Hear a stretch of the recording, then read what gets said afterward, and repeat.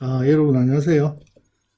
네, 저는 계명대학교 컴퓨터공학과 교수 박현입니다. 오늘 여러분하고 30여 분 지금 이야기할 것은 보안에 관련된 겁니다.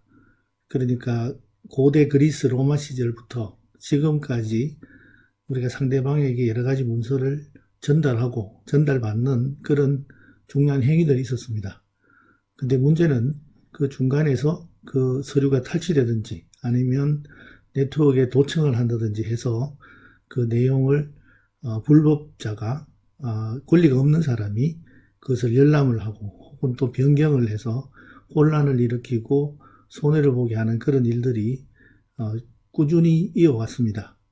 그래서 그것을 막기 위해서 새로운 암호 방법을 개발하고 또 그 암호 방법을 허점이나 혹은 또 그것을 극복할 수 있는 방법을 또 연구해서 공격하고 또 그 공격을 대비해서 또 새로운 암호 방법을 만들고 그렇게 계속 인류의 역사와 함께 특히 전쟁의 역사와 함께 이 보안 암호 방법이 변화했습니다. 그래서 오늘 한 30여 분간 시간은 짧지만 거기에 대한 개괄적인 이야기를 같이 해보도록 하겠습니다. 네트워크 보안과 암호에 대한 특강을 하겠습니다. 우리가 보안하고 그 다음에 그 공격은 영원한 그 창과 방패의 다툼입니다. 그래서 어떤 컴퓨터 혹은 네트워크에 대한 공격이 있으면 그것을 방어하기 위한 보안 대책이 마련되는 거고 또 그 보안 대책을 또 뚫고 또 다른 공격이 새로 이루어지고 또 그것을 막아야 하는 또 보안 대책이나 시스템이나 이런 것들이 존재하는 거죠. 그래서 항상 창과 방패의 그런 서로 번갈아 일어나는 그런 다툼이라고 생각을 합니다. 근데 이제 우리가 오늘 이야기할 것은 이 보안에 대해서 어떻게 우리가 어떤 정책을 쓰고 그다음에 어떻게 막을 것인가 혹은 또 어떻게 대비할 것인가에 대한 이야기를 간략하게 하도록 하겠습니다. 시간이 많지 않기 때문에 전반적인 자세한 방법보다는 전반적인 흐름을 여러분들에게 말씀드리려고 합니다.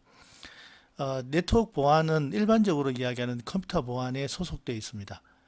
그래서 우리가 컴퓨터 보안이라 그러면 크게 두 가지로 나누는데 여러분들이 일반적으로 이야기하는 도스 공격 같은 해커들이 어, 컴퓨터 시스템에 해를 끼치도록 하기 위해서 바이러스를 심거나 아니면 집중적으로 리퀘스트를 보내서 컴퓨터 시스템을 힘들게 하거나 이런 것들이죠.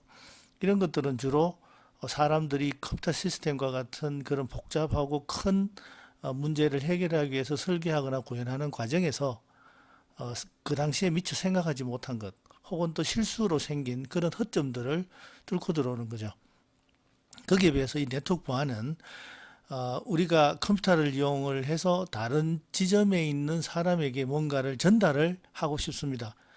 그럴 때에 그 문서를 통신 매개체를 통해서 상대방에게 전달해야 되는데 그 과정에서 제3의 불법 공격자가 그것을 도청한다든지 도청하고 나서 그 내용을 바꿔서 보낸다든지 그런 등등의 공격이 있을 수가 있습니다. 그래서 우리는 오늘 이야기하는 것은 후자의 이야기하는 네트워크 보안입니다.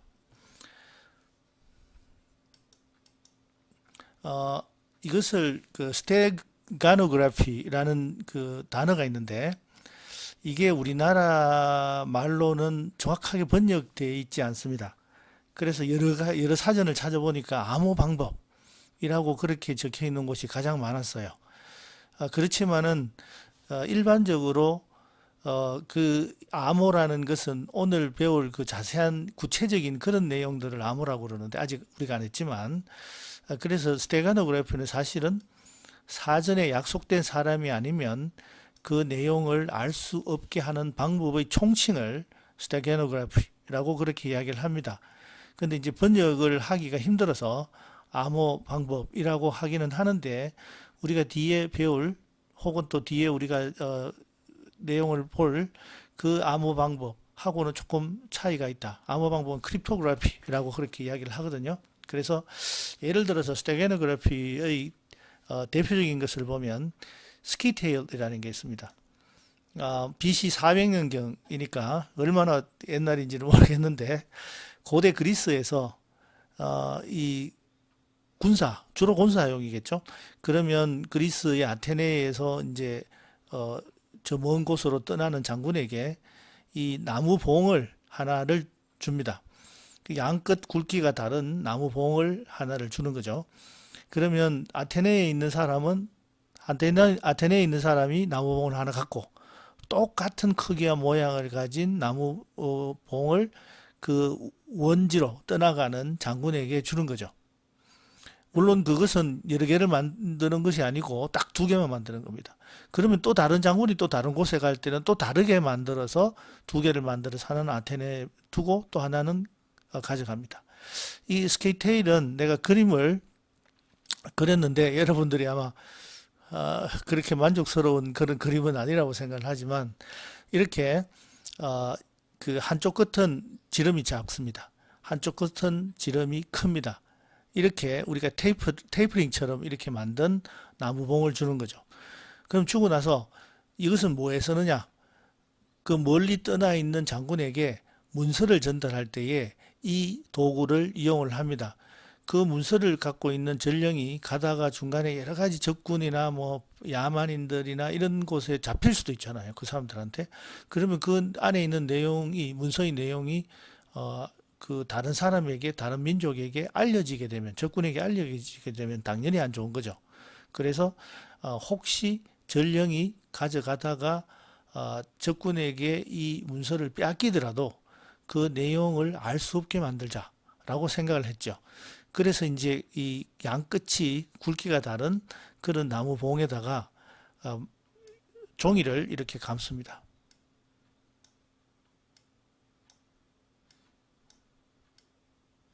종이를 이렇게 감아서 이제 이쪽은 이만큼 나오겠죠? 이쪽은 이제 이렇게 나올 겁니다. 그죠? 종이를 이렇게 감습니다.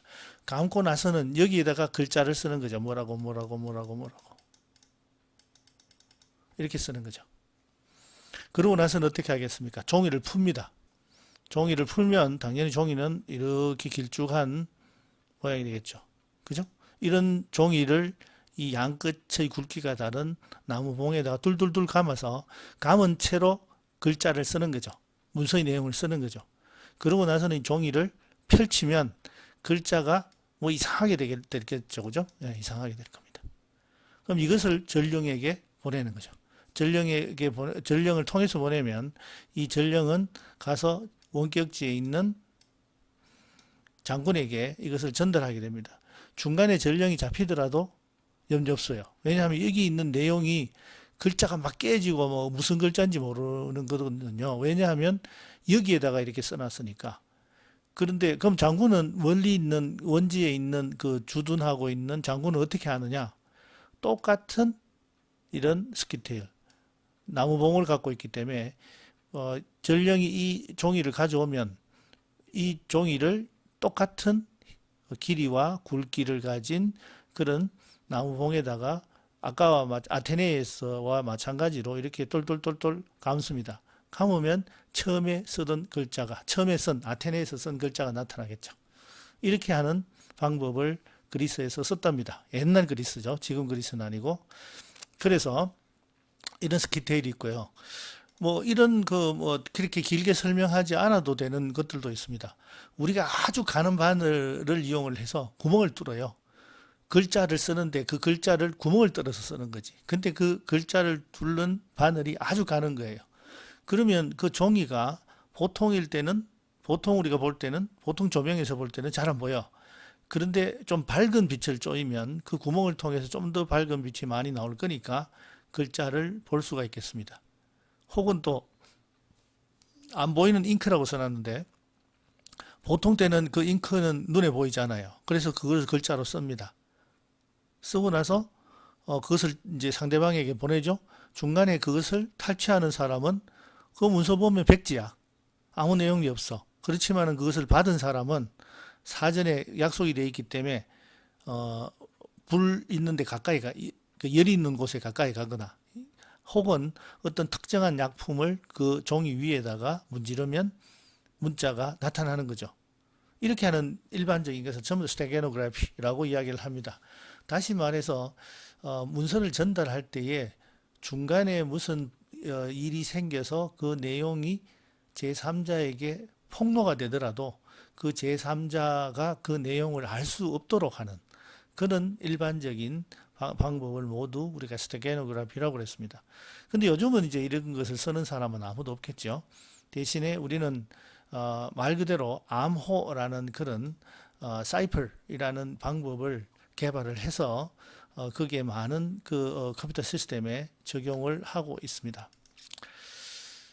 잠깐 공격이 그러면 이 네트워크 보안에 대비한 공격이 어떤 게 있을까 보면 제일 많이 있는 게 도청입니다.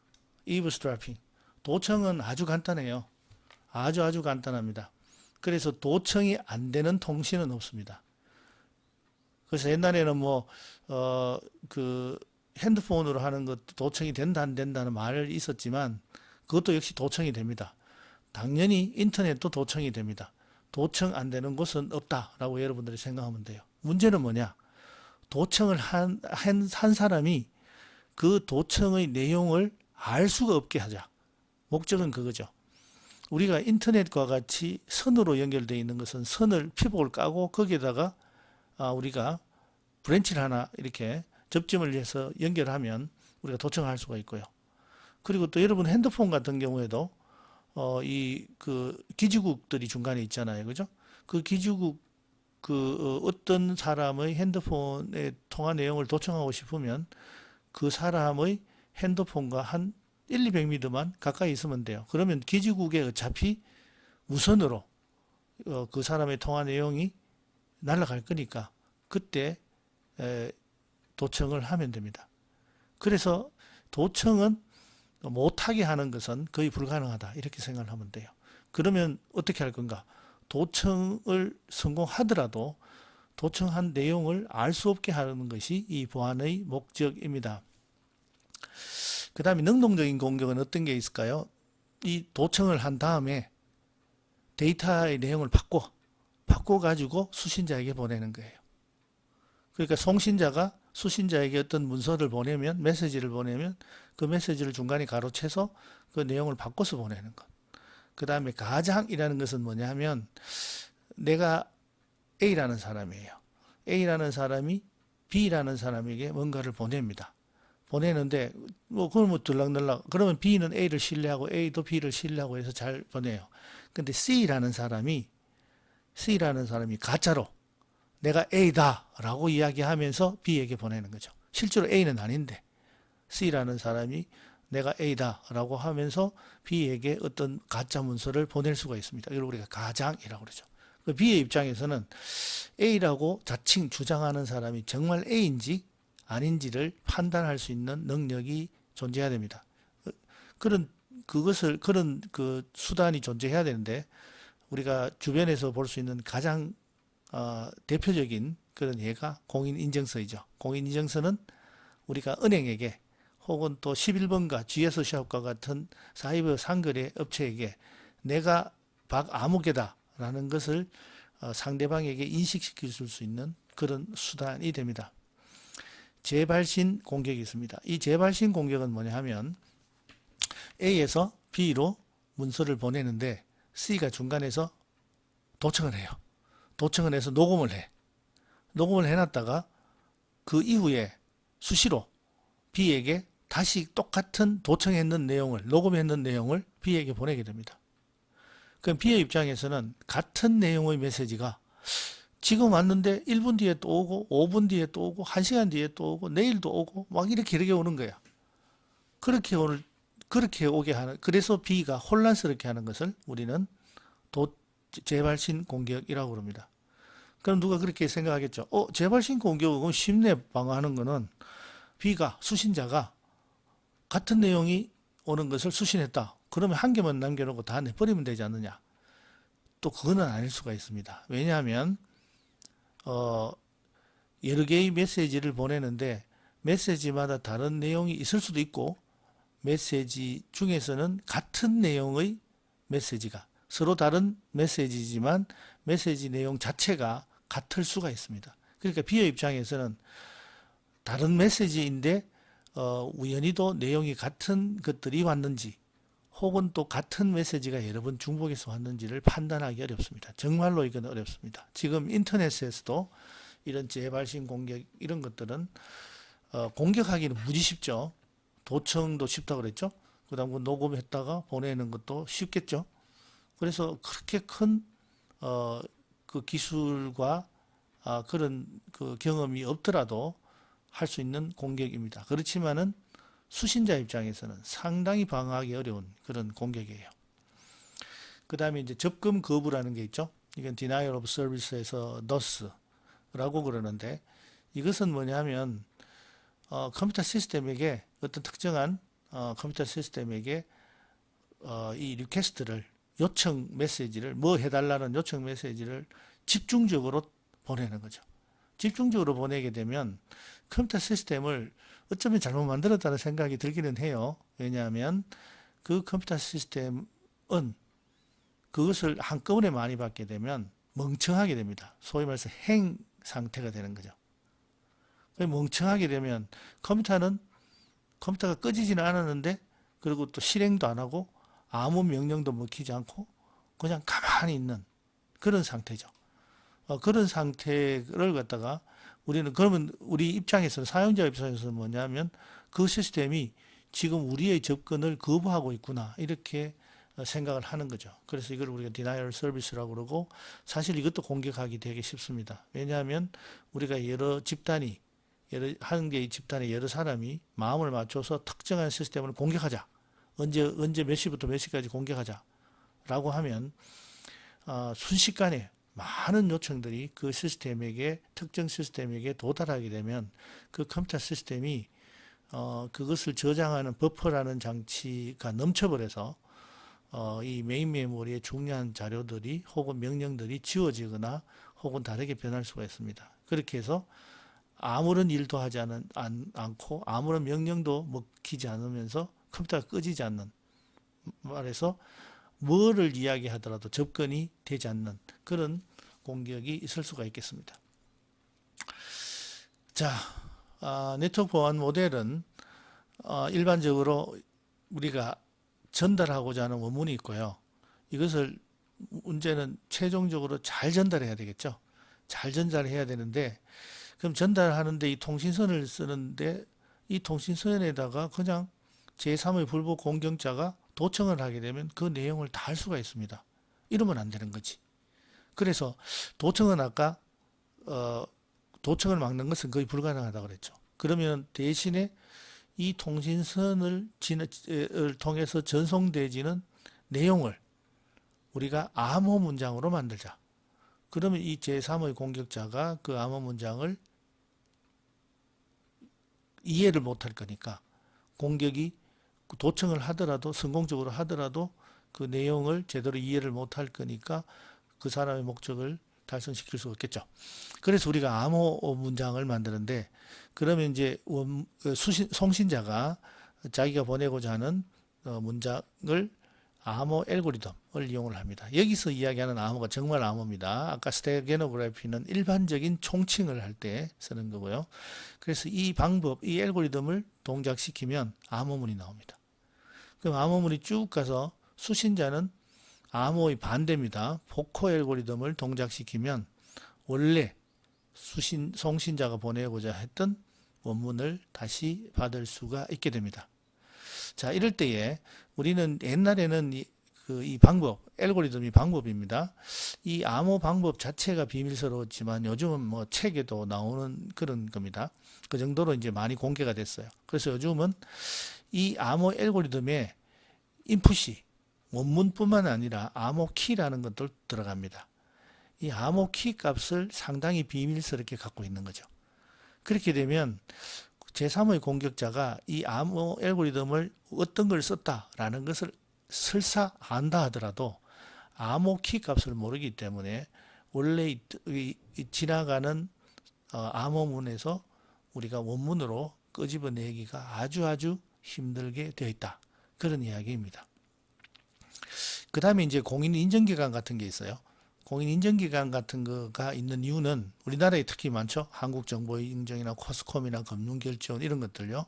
여러분들 공인인증 썼을 때 이런 기관들을 이용하게 되는데, 이 공인인증기관이 존재하게 되면 이 송신자가 수신자를 어떻게 믿어요? 그죠? 송신자와 수신자는 얼굴도 못 봤고 저 멀리 떨어져 있고 어떻게 믿어? 또 그렇고, 또 카페에 송신자와 수신자가 서로 만나더라도 처음 보는 사람이 어떻게 신뢰를 갖고 서로 신뢰를 주고받겠어요.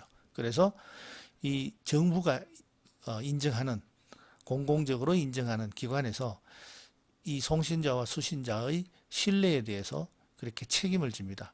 그래서 송신자 보고는 야, 저 수신자 신뢰성 있다, 내가 책임질게. 또 수신자는 저쪽에 송신자는 국가적으로 인정하는 공인인증기관에서 책임질게, 그렇게 할 수 있는 거죠. 그래서 이제 제3의 기관, 이거는 착한 사람입니다. 이건 나쁜 사람입니다. 공격자도 제3자고 공인인증기관도 제3자지만 착한 사람이 있는 반면에 그리고 그렇지 못한 사람도 존재하게 됩니다. 자, 암호 변천이 어떻게 됐는지를 쭉 써놨는데요. 이거 말고도 암호 방법은 무지무지 많습니다. 그래서 좀 그래도 우리가 볼만한 것들을 한번 내놨는데, 보통 우리가 암호 이야기하면 시저 시대의 암호부터 시작합니다. 아까 스키테일 그쪽은 잘 이야기 안 하죠. 그래서 시저 시대에 만든 암호가 있습니다. 그것은 뭐 그렇게 대단한 것은 아닙니다. 예를 들어서 볼까요? 뭐 우리가 ABC라는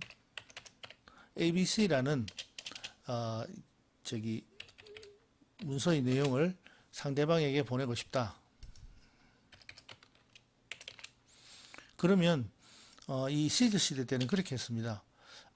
이게 알파벳이죠. 로만 알파벳이니까 A 알파벳의 뒤에 세 번째 글자. 그러니까 A에서 B, C, D. 그 다음에 B에서 D로 세 칸 가는 것 E, 그 다음에 F. 뭐 이런 식으로. 그래서 우리가 ABC라는 문서의 내용을 보내고 싶으면 DEF라고 써서 보내는 거예요. 알파벳 순서로 따져서 D로 세 자리로 가서 그 글자를 암호 문장으로 해서 보냈습니다. 그럼 받은 사람은 다시 앞으로 세 자리로 옮겨보면 되겠죠. 이런 식으로 만들었는데 그 당시에 뭐 괜찮았던가 봐요. 근데 만든 사람은 시저 시대의 암호인데, 뭐 시저가 뭐 이 전쟁만 치고 뭐 이런 사람들이니까 자기가 만들었겠어요. 그래서 누가 그 밑에 있는 사람이 만들어서 썼겠죠.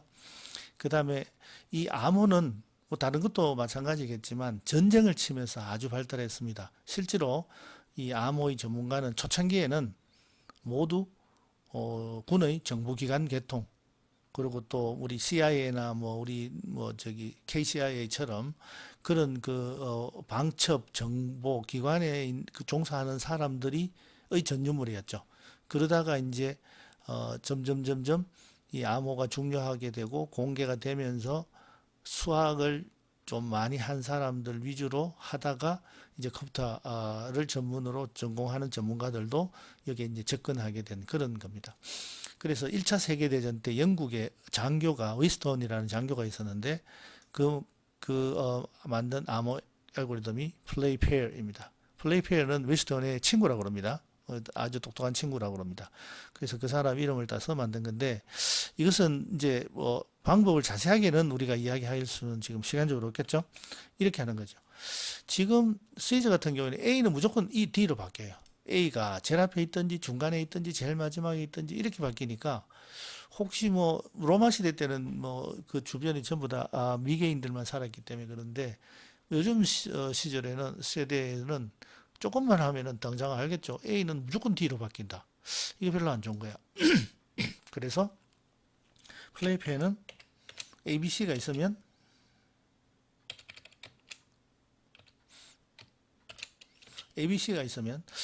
A가 B하고 붙을 때는 예를 들어서 DEF로 바뀐다. 뭐 똑같죠. 그 다음에 또 똑같이 할까요? 네. 그런데 A가 그렇지 않고, 예를 들어서 C하고 이렇게 붙을 때는 이게 D로 바뀌는 것이 아니고 뭐 X로 바뀐다. 이런 거죠. 그래서 같은 글자가 어떤 특정한 글자가 무조건 고정적으로 다른 글자로 바뀌는 게 아니고 다른 글자와 이렇게 세트로 이렇게 페어로 이렇게 묶어지면 A 다음에 어떤 글자가 오느냐에 따라서 A가 어떻게 바뀌는지 달라지는 거죠. 이렇게 하면 아무래도 제3의 불법 공격자들이 그것을 원래 문장의 내용으로 끄집어내기가 힘들겠죠. 실제로 1차 세계대전 때 연합국에서 썼고 영국이 만들었습니다. 그 다음에 2차 세계대전 때는 연합국도 있었고 주축국도 있었죠. 연합국은 주로 영국, 프랑스, 나중에 이제 미국이 참전했지만 주축국은 독일, 일본, 이태리 이런 쪽이었죠. 이때 이제 유명한 로터머신이라는 것이 나타나게 됩니다. 영화에 상당히 많이 나오는, 영화에 나올 때에 애니그마가 나오죠. 우리가 여러분들 그 공룡 영화 나오면 렉스가 반드시 나오듯이 이 2차 세계대전을 배경으로 하는 영화가 나오면 애니그마, 독일에서 만든 로터머신이 거의 뭐 약방의 감초처럼 나오게 됩니다. 어떤 건지 한번 볼까요? 지금 이 로터머신은 이 로또는 아닙니다. 로또는 여러분들 그 이태리에서 온 거죠. 그래서 우리가 번호를 쓰면 그 번호가 맞으면 돈 많이 주는 거 있잖아요. 이거는 로터입니다. 이게 실린더. 그러니까 원통이라는 뜻입니다. 원통이라는 뜻인데 이렇게 이제 원통을 만들어 놓은 거죠. 원통이 한 개, 로터가 한 개, 두 개, 세 개. 이렇게 연결되어 있죠. 그래서 이게 이제 어디 들어가 있냐면 여기 들어가 있습니다. 요 그림이 여기 들어가 있고 여기 자판기가 있습니다. 그래서 자판기에서 키보드에서 우리가 뭔가를 치게 되면 이 로터가 돌아가면서 글자가 A 글자가 치면 뭐 다른 글자가 툭 튀어나오죠. 그래서 우리가 문서의 내용을 치게 되면 그 문서가 암호화된 다른 글자가 나오게 되고 이게 전신주를 통해서 통신을 통해서 상대방에게 가는 그런 형태입니다. 이것을 우리가 다시 한번 조금 더 살펴보면 이런 식으로 되어 있습니다. 여기에 풀을 붙였다고 생각해요. 요 위에 풀을 붙이고 여기에 풀을 붙이면 동그랗게 말리겠죠. 실린더 원통처럼 말리겠죠. 원통처럼 말리면 이런 거 한 개가 되겠죠. 예, 이런 한 개가 될 겁니다. 이런 식으로 되어 있어요. 그래서 A 글자를 탁 치면 여기에 예를 들어서 25번 핀이면 25번 핀이 내부적으로 가서 25번 핀 여기 20번 핀 해서 D가 나와요. 이거 뭐 별거 아니네. 요까지는 별거 아니죠. 요까지는 별거 아닌데 한번 딱 하고 나면 이 실린더가 원통이 한 클릭 움직입니다. 한 칸 움직입니다. 한 칸 움직여서 25, 26, 1, 2 됐죠. 25, 26, 1, 2 한 칸 여기 내려가고 여 밑에 있는 24번 핀이 위로 올라옵니다. 그러니까 한 클릭이 탈칵 이렇게 움직이는 거죠. 그럼 또 같은 A를 치면 어떻게 될까요? 이번에는 25번 핀이 아니고 이제는 24번 핀이에요. 24번 핀 옆으로 가서 26번 핀 해서 X가 출력됩니다. 그게 무슨 뜻이에요? 같은 AA를 치게 되면 DX가 나오는 거죠.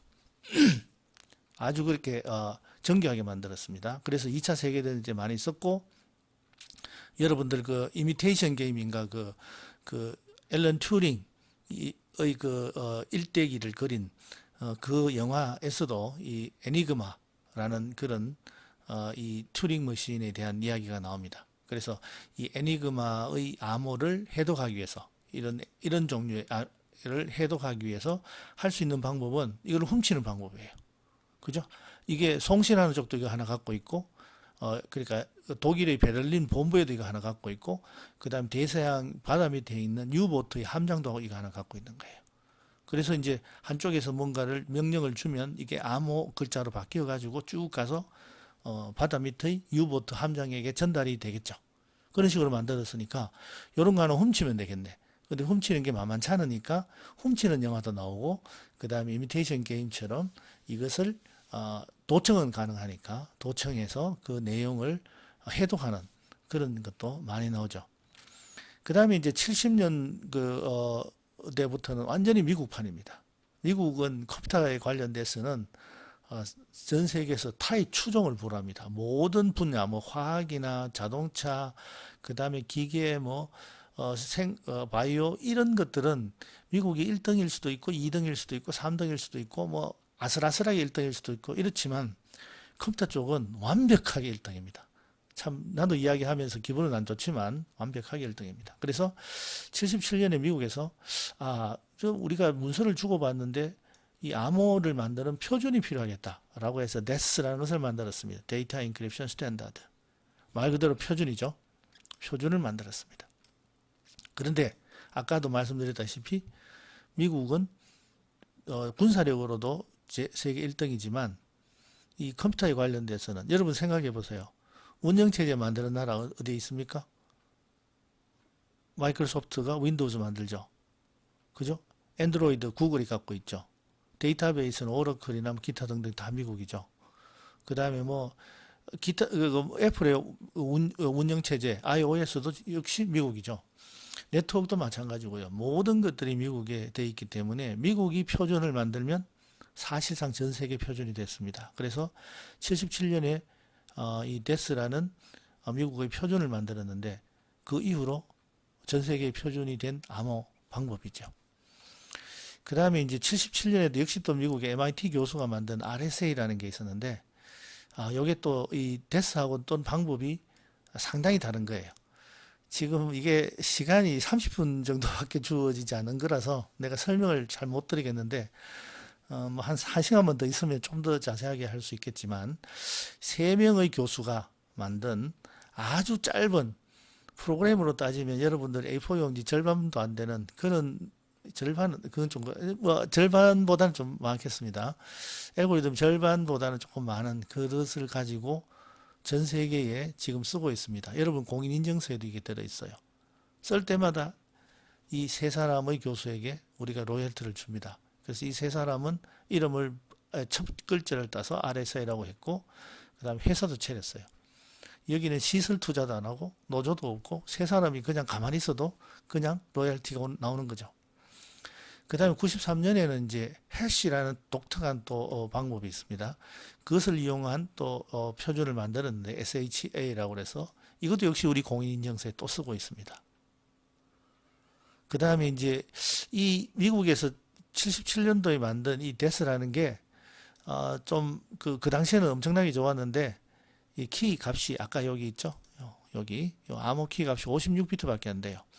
그 당시에는 이제 한 개의 칩에 모든 것이 동작할 수 있도록 넣으라는 조건이 있었기 때문에 56비트로 줄일 수밖에 없었는데 키 길이를 그 당시에는 아무 문제가 없었는데 지금은 컴퓨터 시스템이 워낙 좋아지고 여러 개의 컴퓨터를 연결해 가지고 아주 빠르게 계산을 할 수 있기 때문에 이 알고리즘이 이제는 공격이 쉽게 된다. 하루 정도만 하면 내용을 파악할 수 있다. 이렇게 됐어요. 특히 이 DES를 만들고 나서 이게 전 세계 표준이 되다시피 하니까 그 암호가 더 중요한 안전한 것이 더 중요한 것이 어디 있습니까? 보험회사, 은행 이런 거 금융기관에서 많이 썼어요. 뭐 영국의 로이드 보험회사 이런 아주 유명한 그러니까 이게 그 금융기관에서 썼는데 이것을 해커들이 공격해서 들어올 수 있다. 큰일 나겠죠. 그래서 새로 만든 것이 2001년도에 AES라는 겁니다. 이 AES는 훨씬 이 DES보다는 훨씬 복잡한 그런 것을 갖고 있어요. 또 역시 준비는 많이 했는데 지금 30분이 지나서 어떻게 할 수가 없습니다. 그 다음에 이제 84년도에 2001년도를 제외하고 84년도에 보면 미국 캐나다에 있는 그 과학자들이 중심이 돼서 양자 암호 알고리즘을 지금 연구하기 시작했습니다. 그래서 이 양자 암호 알고리즘은 물론 양자가 있죠. 0과 1과 그리고 0과 1이 혼재되어 있는 그런 이상한 상태. 뭐 저도 아직 이해를 잘 못하지만 그런 물리적인 그런 특성이 독특한 그런 상태를 이용을 해서 암호를 만드는 방법이고 이거는 이제 도청을 하게 되면 그 전송되지는 양자를 사용할 수밖에 없기 때문에 수신자가 그 내용을 알 수 있다고 그래요. 그래서 이것은 그 도청 불가다라고 그렇게 지금 이야기되고 있습니다. 이제 이거는 이제 걸음마 단계. 이죠. 저는 이쪽은 뭐 잘 모릅니다. 앞에 것은 조금 아는데 이쪽은 이제 새로 시작한 곳이고 또 이것을 또 하는 사람들이 지금 아직까지는 많지는 않은데 아마 세월이 흐르면 이것도 본격적으로 지금 인구와 같이 아주 표준이 되지 않을까 그런 생각이 듭니다. 표준이 돼야 그때부터 힘을 쓸 수 있는 거거든요. 왜냐하면은 대한민국에서도 표준이 돼야 되죠. 대구에 있는 사람이 서울에 있는 사람하고 서로 돈을 거래를 하고 뭐 중요한 문서를 주고받는데 표준이 되지 않으면은 어떻게 될까요? 처음 보는 사람이 처음 연락해가지고 뭐 그냥 이상한 방법으로 암호화해서 보내겠다. 그럼 믿을 수 있겠습니까? 적어도 국가가 인정하는 공인하는 그 표준 방법으로 보내겠다. 이렇게 해야지 그래도 믿을 거 말까 하잖아요. 그죠? 네, 그래서 우선 아직까지 좀 시간이 좀 걸리겠다. 그런 이야기고. 그 다음에 1999년에는 암호 방법은 아니지만 상대방, 통신하는 상대방을 인정하는 인증이요. 그러니까 신뢰하느냐, 저 사람이 박아목에 맞느냐, 저 사람이 지금 데이터베이스에 있는 이 사람 맞느냐 이런 것들을 체크해주는 그런 시스템이 개발됐죠. 그게 그리고 지금 많이 쓰고 있죠. 공인인증서가 있습니다. 공인인증서도 이제 좀 뭐 안 좋아져서 지금 이제 없어지기도 하겠지만은 그래서 전체적으로 암호가 이런 식으로 발전됐다는 것을 알려드립니다. 30분이 지나서 35분이 됐네요. 30분이 지나서 더 말씀을 드릴 수는 없겠는데 제 준비한 것의 3분의 1 정도밖에 못해서 나중에 기회가 있으면 좀 더 자세한 내용을 특강을 통해서 말씀드리도록 하겠습니다. 마치겠습니다.